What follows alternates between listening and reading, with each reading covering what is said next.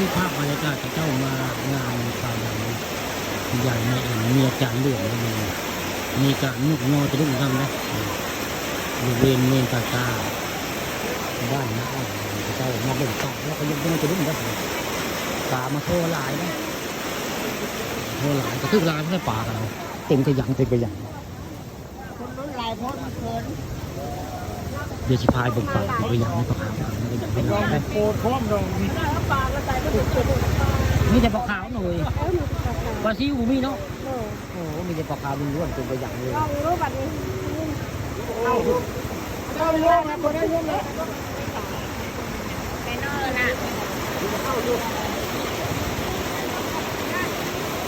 มาพี่คนมาหลายปลากระอ้ามเป็นกระยังนั่น ก้อ เอน ง ข้างหน้าหลายเขาก็เขาย่านเนาะยันมันพลาดไปบ่ ทันแล้ว คนยัน ย่านกับทันเต็มกระยังแล้ว ยันพลาดจะรุ่งไปนำอันนี้ปลาซิวแล้วผมปลาซิวก็ถือแต่โอ้ปลาซิวขับเลยปลาซิวก็ถือปลาซิวแต่พี่น้องถือแต่ปลาซิวถือแต่ปลาขาวได้เขาดำยายเมียเมียจันเหลื่อมมานี่ได้ปลามือนำได้พระเจ้ามางานเขาดำได้ปลาได้ทำปลาขาวได้แต่ปลาซิวมานี่ในบริเวณเมนห้วยนี่มีป่าได้พี่น้องนี่ป่าน้ำลายฝนตกเนาะฝนตกเลยเขาเจ้าเลยลูกน้อยจะได้ป่าได้มันงานเขาดำไม่เอ็มมานี่ได้ป่าเมื่อดำเลยได้เป็นกระเบื้ตักประกอบงานเขาดำบนได้ป่าได้พี่น้องก็ถือ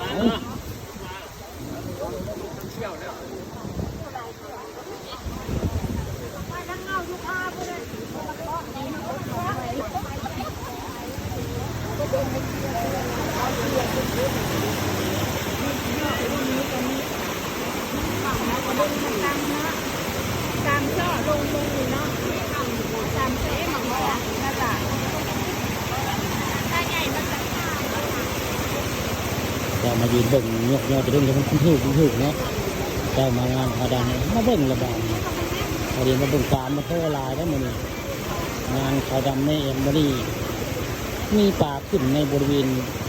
ข้อบล็อกกาซาเมนบ้านนางกันอยู่นะครับถึงตอนปลาชี้ถึงตอนปลาขาวได้มัน